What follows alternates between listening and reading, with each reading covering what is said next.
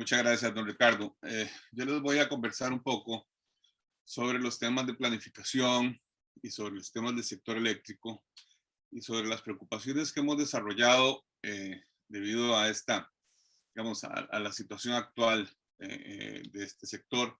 Don Roberto en su charla anterior decía en forma docta que tenemos una causa-efecto, ¿verdad? Tenemos una electricidad cara que afecta varias cosas, ¿verdad? La demanda eléctrica y la descarbonización, en donde nos ha demostrado con números que lo que tenemos es más bien un proceso de carbonización.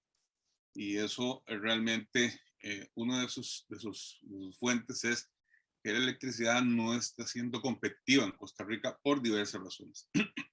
Yo comentaré algunas en, esta exposición y también quiero transmitirles algunas ideas y propuestas que tenemos al respecto. Pero en esencia, yo sí quisiera decir que el plan de descarbonización a mí me parece una muy buena idea para Costa Rica, en esencia. Creo que Costa Rica tiene todo para poder ser un país que llegue o que logre ese objetivo. El problema es que es una muy buena iniciativa, pero ha estado mal conducida en general. Y eso hay que corregirlo y estamos a tiempo de corregirlo. No sé si a tiempo de cumplir todas las metas, pero tiempo de corregirlo porque estamos arriesgando la imagen país, no solo la posibilidad de no cumplir, sino la imagen país que ya la hemos expuesto internacionalmente. El contenido de esta actividad, lo que pretendo es presentarles tres cosas: una síntesis de algunos hechos de la situación actual del sector eléctrico. En segundo lugar, elementos relacionados con estos vaivenes de planificación que hemos sufrido, en donde expongo estos tres puntos y algunos otros sobre la eliminación que se propone a nivel de planificación de la generación privada sin causa realmente, donde la propuesta de crecimiento empobrecido digamos, que surge de la planificación, lo que hace es precisamente eh, modelar o simular a un país como Costa Rica, pero de una manera empobrecida, y también el mantenimiento de proyectos ineficientes que son producto de una toma de decisiones en donde no tenemos un elemento, digamos, de independencia, sino que tenemos un esquema de juez y parte, que ahora lo comento con detalle, y otros aspectos. Y viendo estas y otras cosas, pues se requieren alguna salida, y nos hemos dedicado en ACOPE a hacer algunos análisis y algunos estudios, y hemos elaborado una propuesta estratégica en donde al inicio o al arranque de un estudio comparado del sector eléctrico, proponemos una agenda de cambio y una serie de transformaciones en la estructura y en la parte comercial del sector. En situación actual, les comento inicialmente lo que tenemos. Hay algo que está pasando aquí. Ahora sí. La situación actual en general es difícil para la inversión privada renovable en Costa Rica. Hay varias señales muy desestimulantes. Una de ellas es el hecho de que tenemos plantas privadas desconectadas, a las cuales no se le brinda ninguna opción de salida. Básicamente lo que tenemos son equipos que llevan en algunos casos casi 2 años de estar desconectados, y no pueden vender esa energía a otra distribuidora, no pueden vender esa energía a un tercero, no pueden consumirla a distancia y no la pueden exportar. Eso es como cuando, y veamos la actividad del sector eléctrico como cualquier otro, ¿verdad? Debería uno tener la posibilidad de que si un comprador no quiere comprar, pues está bien, está en su derecho de comprar o no, pero que tenga el vendedor o el productor la posibilidad de colocar esa energía en otra parte. Eso no sucede en el sector eléctrico y es un tema importante a corregir. Solo en este 2022 hemos visto evidencias que son contrastantes en la planificación a corto plazo, donde tenemos, por ejemplo, dentro de las plantas desconectadas, energía eólica que es limpia y barata, y que normalmente tiene un comportamiento muy estable durante el periodo de verano, versus generación térmica e importación, que básicamente también procede de energía térmica, con un costo mucho mayor, y que eso no se corrija y que eso pase sin que nadie diga nada, como dice don Roberto, no tiene realmente ningún sentido y tampoco es estimulante para la actividad de generación a futuro. La planificación del INSI, la pongo entre comillas, que básicamente está resumida en un documento que se llama el Plan de Expansión de la Generación, que aquí denominado PEC. Lo que propone en su propuesta del 2020 al 2035 es que se desconecten todas las plantas renovables privadas. Esa es la propuesta de planificación. Lo sorprendente aquí a veces es que las revisiones que hacen sobre este tema no parecen como congruentes o consecuentes, porque en este momento incluso el ICE está hablando de una potencial contratación de energía para el año 2024, lo cual, otra vez, lo que nos dicen son estos vaivenes de la planificación que comento a nivel de título de esta exposición. También a nivel de situación actual es importante indicar cuál es la posición de la OCDE para mejorar la eficiencia en el sistema eléctrico nacional, porque ya cumplimos un año de estar en ese club y es importante también ser consecuentes con los señalamientos que hacen, que normalmente son señalamientos hacia una mejora de la competitividad y una mejora de las acciones para que el país pueda tener un mejor desempeño a nivel internacional. En esencia, lo que tiene la OCDE como señalamiento es la separación de segmentos eléctricos, que es algo que es típico en casi todas las países y empresas que han logrado mejoras sustanciales en el sector eléctrico. Y por separación de segmentos eléctricos me refiero a que se separe, o OCDE la que se refiere, a que se separe la generación de la transmisión de la distribución. Es lo que se llama la segmentación de las empresas verticalmente integradas. Esa es la propuesta que hace OCDE, porque es una propuesta que ha visto que ha sido exitosa en otras partes del mundo. Y adicional a eso, la promoción de un mercado competitivo, es decir, donde la gente tenga que justificar mediante competencia los precios que se van a colocar en el mercado de esa energía eléctrica, para que no, digamos, se den decisiones dactilares de cuál es el proyecto que tiene que producir, sino decisiones asociadas al precio o a los costos que están adscritos a esa energía. También tenemos, como parte de la situación actual, manifestaciones de empresas interesadas en venir a Costa Rica para producir electricidad o producir a partir de electricidad algún tipo de actividad electrointensiva. Tuvimos recientemente la propuesta, recientemente me refiero al año pasado a finales, la propuesta de una empresa australiana que se llama Cadelco, que nos indicó que querían producir en Costa Rica 50,000 toneladas de hidrógeno verde, lo cual es una cantidad sumamente apreciable, pero esa manifestación es muy valiosa porque le dice al mundo: Costa Rica es un lugar en el cual puedo confiar para poder hacer esto. Sin embargo, algo que no se dijo es cuánta energía se ocupa para producir 50,000 toneladas de hidrógeno verde al año. Los cálculos conservadores indican que la cantidad de energía que se requiere es cercana a los 3,000 gigavatios hora al año, que es más o menos un 25% de lo que actualmente significa la generación total de Costa Rica. Para eso se requiere algo parecido a un proyecto de KISS. Claro que no puede ser el proyecto de KISS, porque el proyecto de KISS tiene costos altísimos, o sea, solo en la parte de costos, eso sin pensar en las consecuencias socioambientales, que básicamente son las que han decidido que este proyecto no siga adelante, ¿verdad? Pero la dimensión de esos desafíos son de ese tamaño y es importante que haya ese tipo de ponderación.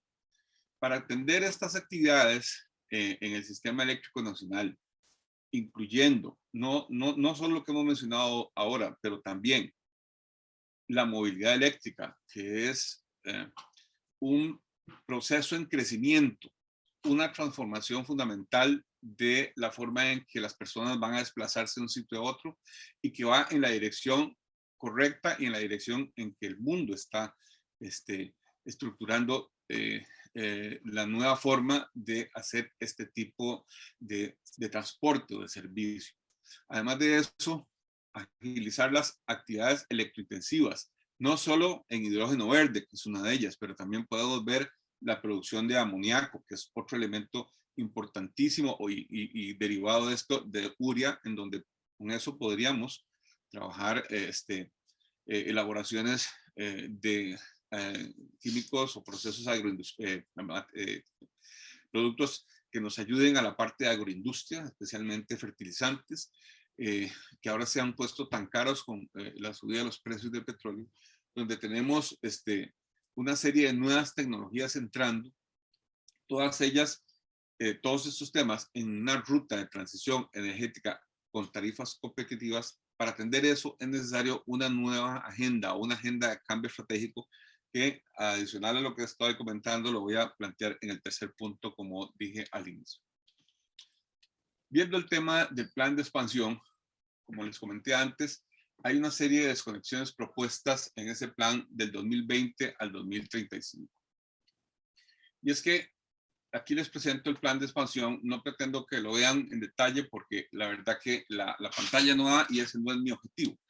Esos son, digamos, los proyectos que están propuestos en el plan de expansión oficial del ICE vigente, y lo que sí debo decir es que el ICE inicia con esta propuesta de retiros formales en el plan de expansión en el año 2020. Ahí se propone el retiro de 33 megavatios hidroeléctricos y 20 eólicos, que por supuesto ya están retirados desde ese tiempo. Son plantas que están en perfectas condiciones de funcionamiento, pero que no están atendiendo las necesidades del CEN. Y este proceso sigue, ustedes pueden verlo en detalle cuando vean la presentación, sigue en diferentes años hasta llegar al año 2035, en donde se da el último retiro de plantas privadas, que son 5 megavatios, que es una plantita que ahora vamos a ver cómo se llama. Y esto es lo que oficialmente establece como política de planificación el ICE dentro de su plan. Y el objetivo, básicamente, que uno va detrás de esto es desconectar a toda la generación privada del sistema eléctrico nacional sin una alternativa para esa generación. Y adicionalmente, cuando uno le pregunta al ICE cuál es la justificación para esta desconexión, con frecuencia la respuesta que uno recibe es que así lo establece el plan de expansión, así lo establece la planificación que hemos determinado. Entonces se vuelve como un perro mordiéndose la cola. Sin embargo, aunque esto se proponga como plan del ICE, la realidad es que los costos de la generación privada son realmente costos bajos. Y eso no lo digo yo porque de lo contrario sería difícil que tuviera una posición objetiva. Eso tiene que decirla alguien independiente. Entonces, como ven en este cuadro, el costo más bajo de generación del sistema eléctrico nacional es el costo de los generadores privados. Y eso lo dice la autoridad reguladora en un informe independiente. ¿Independiente de quién? Del grupo ICE, independiente de otros operadores, y lo dice pues, como el regulador que tiene que establecer esta información a partir de lo que se llama la contabilidad regulatoria.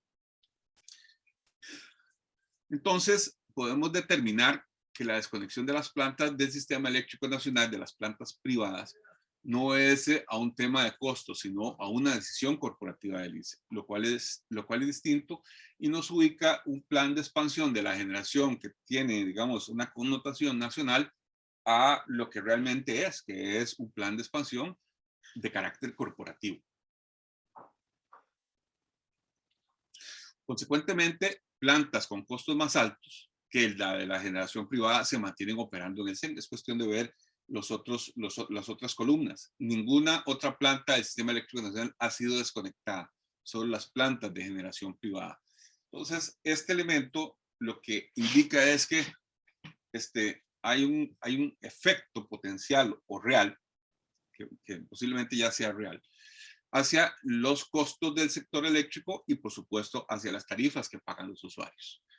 Entonces, esto lo que nos dice, entre otras cosas, es que las decisiones de planificación del sector eléctrico deben ser tomadas con autonomía y sin riesgo de conflicto de interés.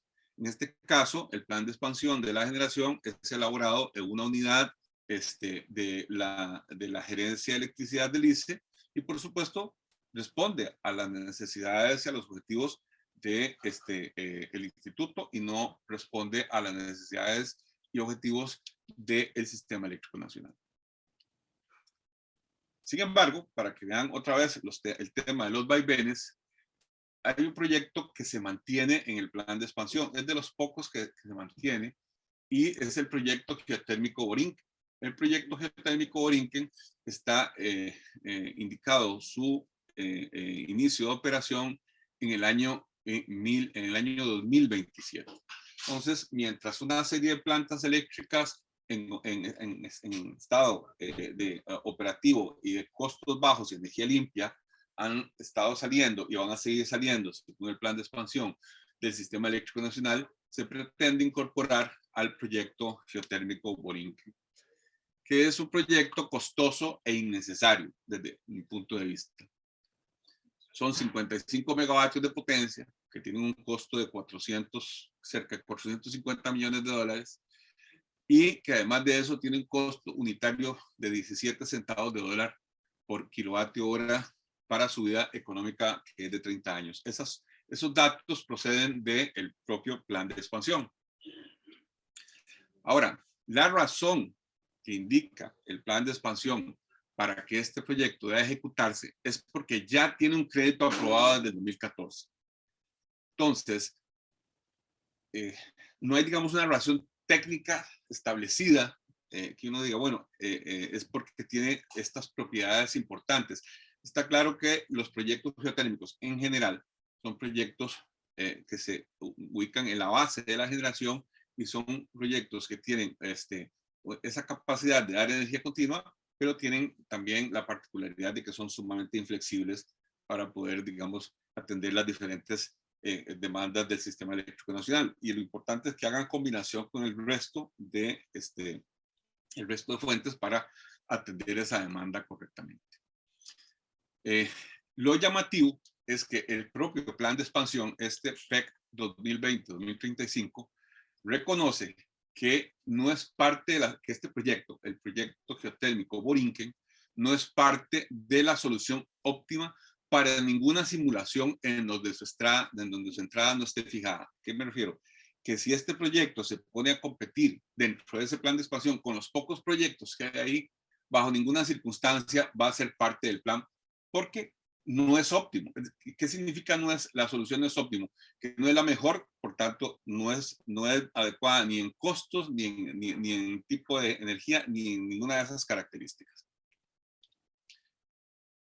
Sin embargo, como contraste, es importante decir que la tarifa actual de energía que se paga a los generadores privados es de 6 centavos de dólar por kilovatio hora, que es lo que digamos, en el año significa ese costo, que es lo que se le paga a estas empresas. Y no tiene sentido dejar fuera del sistema eléctrico nacional a plantas privadas limpias y baratas mientras que se avanza con el desarrollo de un proyecto geotérmico caro e innecesario, solo porque ya se firmó un préstamo cuyo costo va a ser trasladado a los abonados presentes y futuros. Entonces, yo creo que hay un elemento de análisis que deberían tomar las autoridades del país para saber si esto debe seguir o no, o si es mejor simplemente pagar algún tipo de penalización y no ejecutar un crédito en el cual vamos a tener que seguirlo pagando durante, no sé, 25 o 30 años o lo que dure este crédito en ser pagado, no solo por nosotros, sino por nuestros hijos y nuestros nietos. Como les comenté, ahí tenemos una serie de plantas que van a vencer. Lo que vencen son los contratos con el ICE. Ya aquí tenemos en esta línea roja las plantas que ya han salido del sistema eléctrico nacional. Podemos ver que son 4, 5, 6, 8 plantas y en el 2022 salen 2 plantas más, otra vez sin opción de hacer ninguna cosa alternativa o adicional. Es fundamental que el despacho y el planeamiento nacional se desliguen del actor dominante para evitar conflictos de interés en la toma de decisiones que optimice el SEM, porque de lo contrario, plantas limpias y baratas que pueden de total justificación de ser parte del sistema eléctrico no lo logran simplemente porque no hay o forma de competir o forma de desplazar plantas más costosas que sí se mantienen en el sistema eléctrico. Entonces, como les comentaba al principio, este verano, me refiero al verano del 2022, el ICE importó energía del mercado regional aproximadamente a 17 centavos de dólar por kilovatio hora y se generó térmico aproximadamente a 16 centavos de dólar por kilovatio hora. Debo decir que este térmico procedía de un recurso almacenado. Si se hubiera tenido que usar el recurso al precio que actualmente está en el mercado internacional, posiblemente el precio habría sido un 50% más. Ahora, por supuesto, lo que sigue es el precio del reemplazo del recurso que se usó. Pero mientras esas cosas ocurrían, una planta eólica, que tiene como nombre PESA, en la zona de Tilarán, estuvo desconectada y podía haberse tenido esa presencia en el sistema eléctrico nacional este verano con tarifa de 8 centavos de dólar por kilovatio hora durante la época seca. Un total desperdicio de costos y de recursos para los usuarios y sobre todo un desperdicio de energía limpia ahora que el mundo está tan necesitado de energía de cualquier tipo y especialmente energía limpia. Además de eso, dentro de los vaivenes es muy interesante ver el tema del crecimiento de la demanda. Aquí en este tema vemos aquí el plan de expansión y los señalamientos que tiene el plan en cuanto al crecimiento, que vemos que es bastante bajo en cuanto a su propuesta, tanto para digamos este primer segmento del plan como para el segundo, y tiene en promedio durante el periodo de 15 años un crecimiento de un 1%, más o menos. Ese crecimiento de 1% es como si Costa Rica fuera un país empobrecido que no tuviera futuro económico o que su futuro económico no estuviera ligado con el sector eléctrico nacional. Y somos conscientes que aunque la pandemia trajo una caída en la demanda, este fue un efecto transitorio. Desde el punto de vista de demanda, ya desde octubre del 2021, Costa Rica había recuperado los niveles prepandémicos. Ahora, cuando uno ve esta propuesta de crecimiento, con solo ver la muestra del inicio, uno ve que se queda corta, porque normalmente los planes de expansión, que básicamente han sido responsables de la generación del país en casi toda su connotación, los planes de expansión usan lo que se llama un escenario medio, que es lo típico. Se proponen escenario alto, medio y bajo para tomar en cuenta, digamos, una franja de análisis o de sensibilidades y la base se establece con el escenario medio. En este caso, en este plan de expansión, la base se seleccionó con el escenario bajo, aunque realmente no hay ninguna explicación que indique con claridad por qué se descarta el escenario medio y se usa el escenario base, que el escenario medio debería ser la forma correcta de hacer el tema. Y si lo que querían era un escenario bajo, entonces deberían haber hecho eso como el escenario medio. Pero bueno, esas son las cosas que pasan en este plan.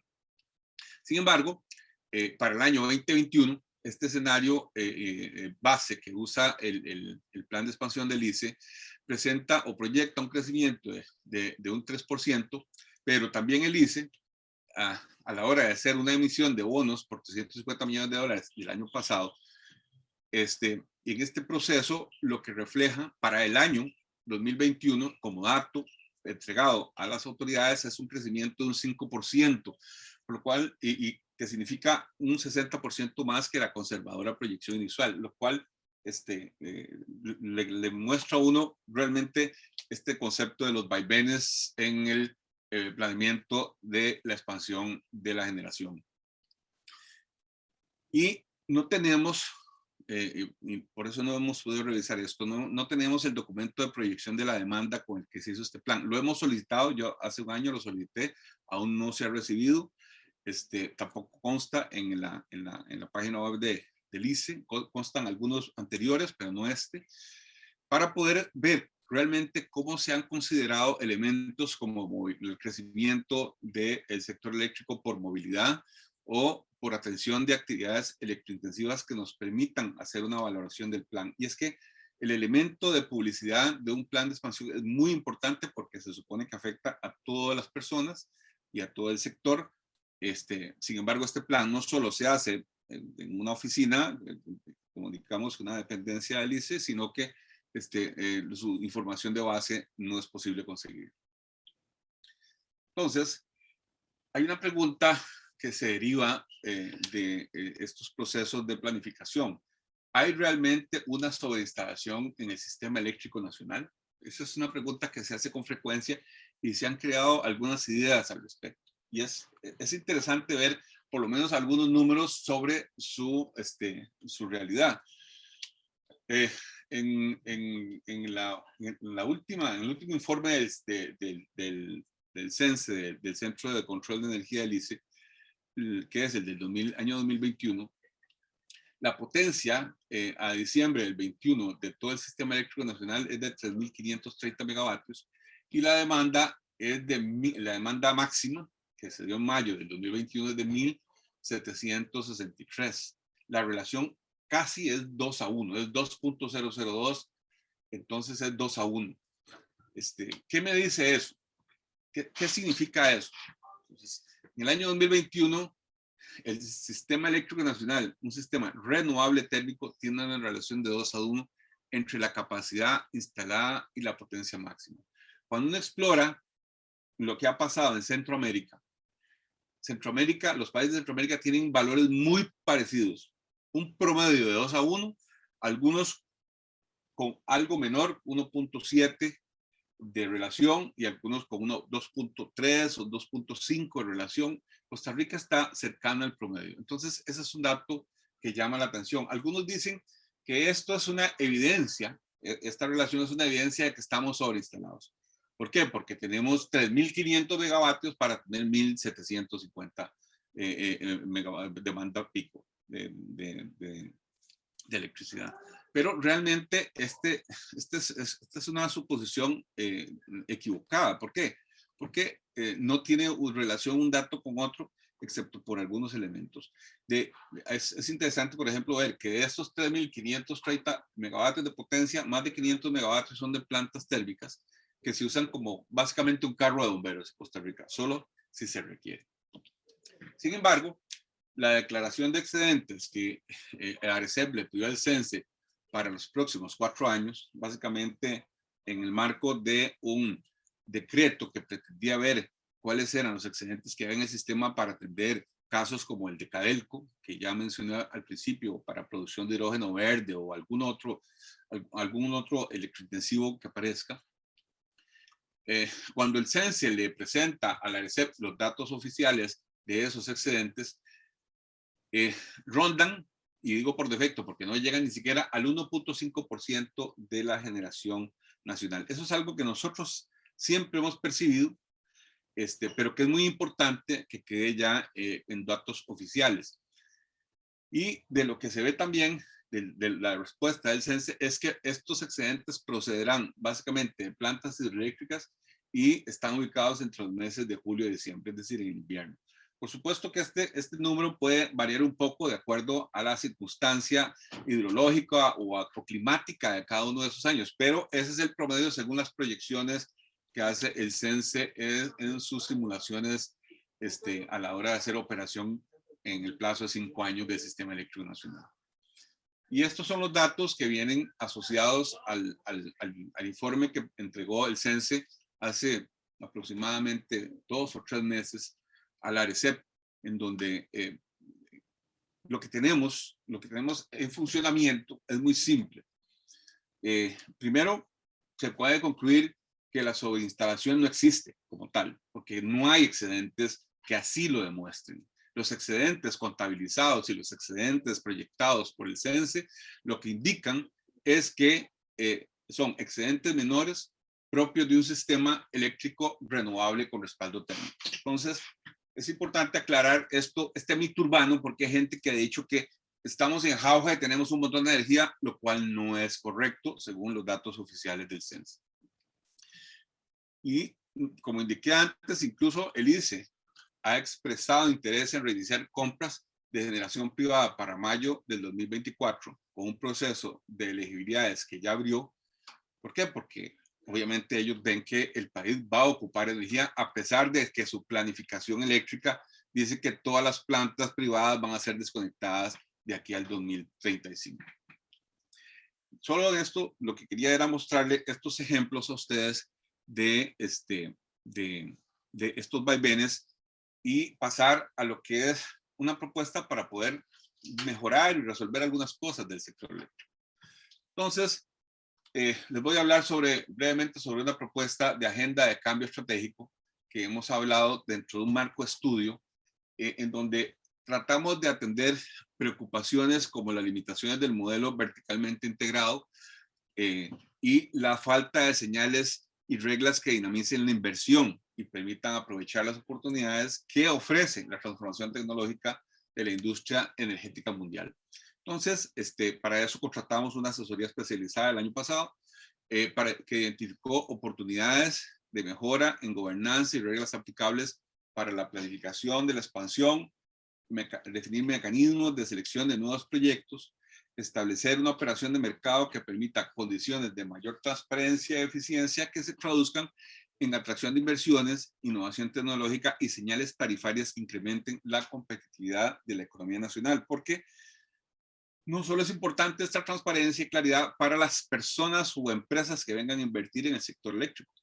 Es que también cuando una empresa, digamos como Cadelco o cualquier otra, quiere venir a invertir a Costa Rica para poder hacer un desarrollo electrointensivo, ocupa una señal tarifaria que le dé espacio para poder ellos hacer el análisis de los flujos futuros, ver cuál es realmente la rentabilidad de su inversión y ver si toman la decisión de venir o no. Y no pueden tener una tarifa que tenga eso, también vaivenes, en donde a veces es el precio que se tiene, pero a veces puede ser mucho más cara, como la que han estado sufriendo los industriales y el sector productivo nacional.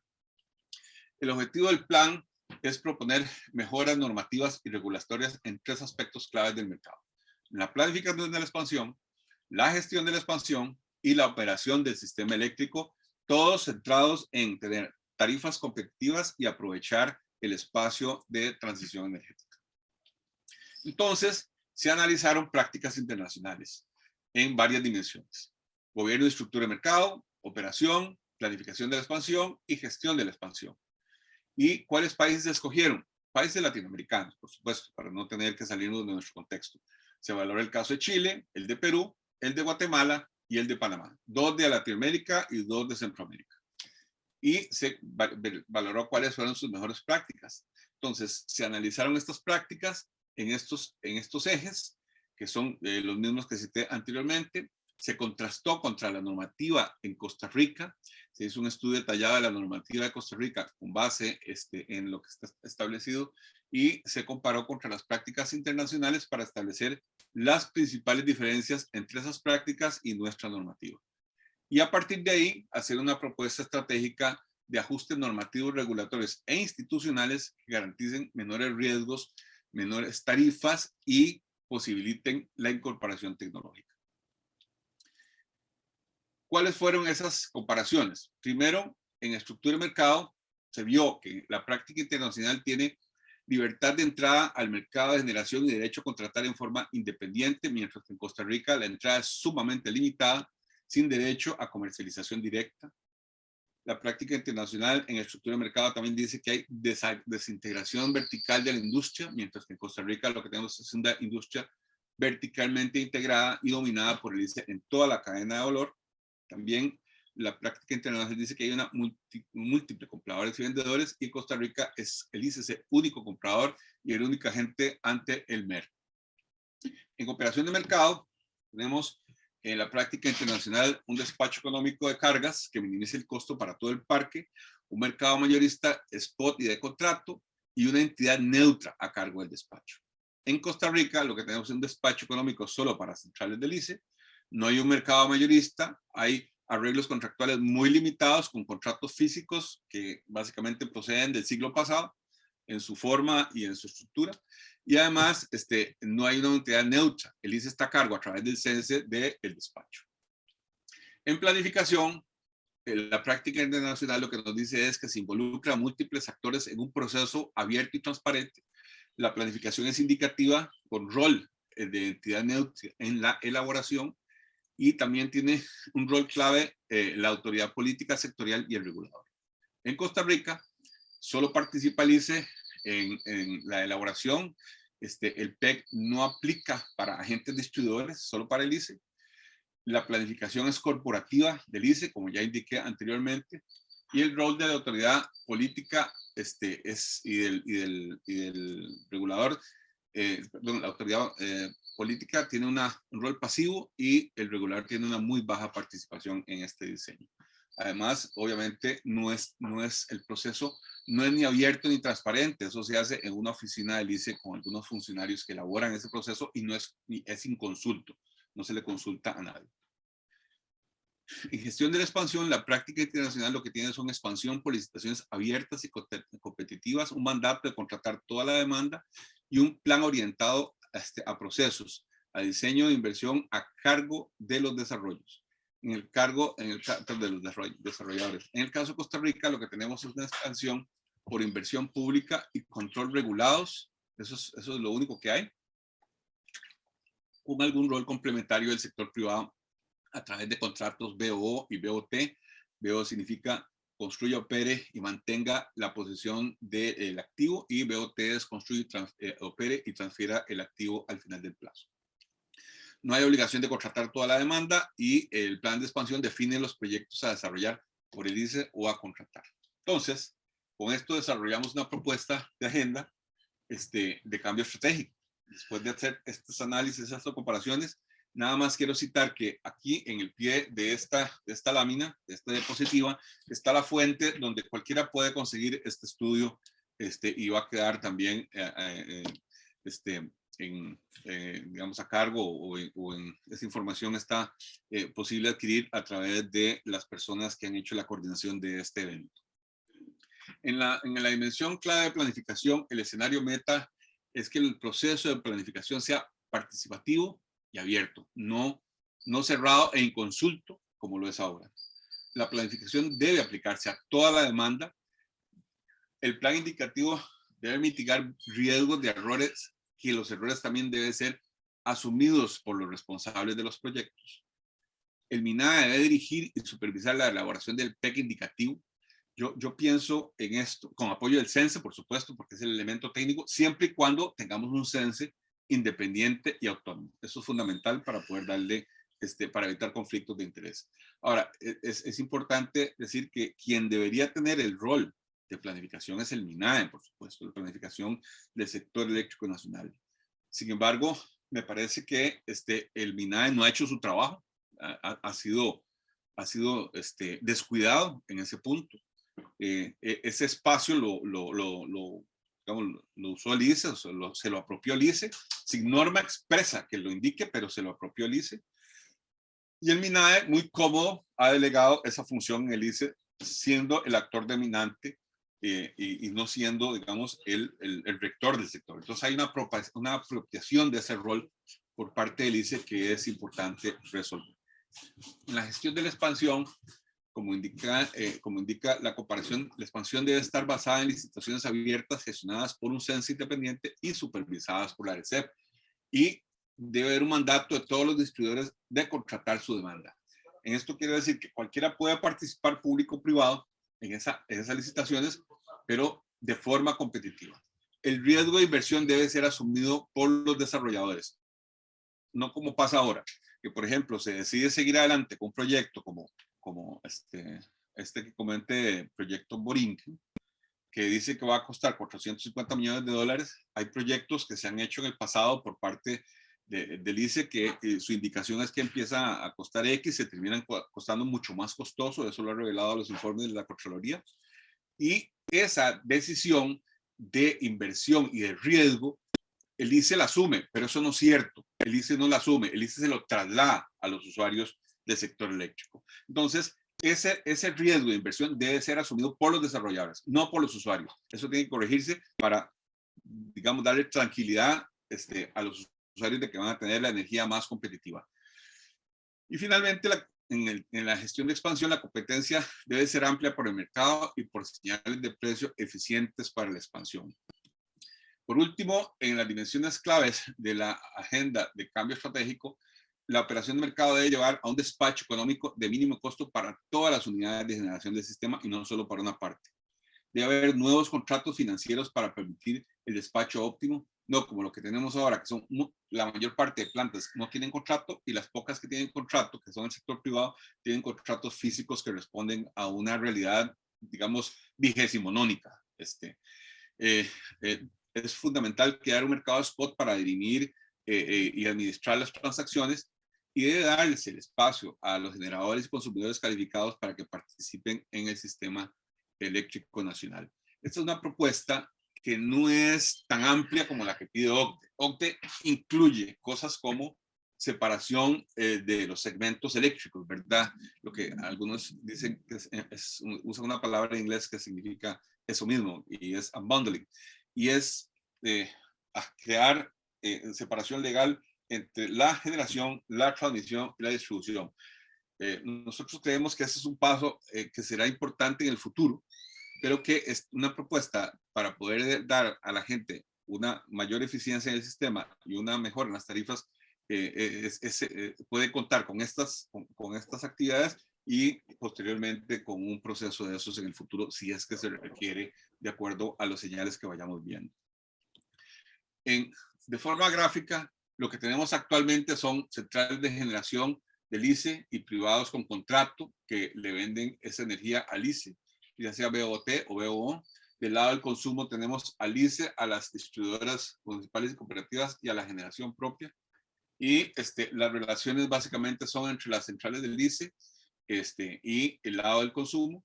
Los privados sin contrato básicamente hoy día no operan por las razones que hemos comentado, y solo el ICE es actor en el MER. Aquí es importante ver que además de una nueva propuesta que es que todos los esquemas de generación puedan participar, centrales del ICE privados con contrato que se mantienen con el ICE, privados sin contratos, central de distribuidoras de las cooperativas municipales privadas de expansión, y aquí privadas de expansión entran, deberían entrar todas, no solo las privadas, las empresas privadas que hagan la expansión en la parte de red, sino el enorme abanico que se abre con esquemas de generación distribuida. Y pues en consumo tenemos a el ICE Distribución y distribuidoras municipales y cooperativas atendiendo a los usuarios. Que lo que tengamos de relación entre estas partes sean contratos financieros, que toda esta columna de la derecha pueda participar tanto en este consumo dentro del MER, y también que los consumidores calificados puedan entrar dentro del MER. Esta es una propuesta que estamos desarrollando. Vamos a ver cómo podemos impulsar para darle un proceso de eficiencia, o un elemento de eficiencia que no tiene actualmente el sistema eléctrico, y además para poder definir roles y para poder evitar lo que tenemos ahora, que son estos conflictos de interés que, digamos, le dan una gran opacidad a la forma en que el sistema eléctrico se desarrolla. Pues esa es la idea de una idea, no es única ni última, por supuesto que esta es solo una propuesta. La idea es que se enriquezca con la opinión y la contribución de los demás, pero por lo menos es un elemento de arranque que queríamos presentar en esta exposición y en este foro, y le agradecemos a don Ricardo que nos haya permitido el espacio para hacerlo. Le doy las gracias a todos los que pues nos han dado su atención, y para cualquier consulta les dejo ese correo en donde yo con mucho gusto les puedo responder las observaciones o comentarios o preguntas que ustedes hagan. Muchas gracias, don Ricardo. Le doy el pase para lo que corresponde.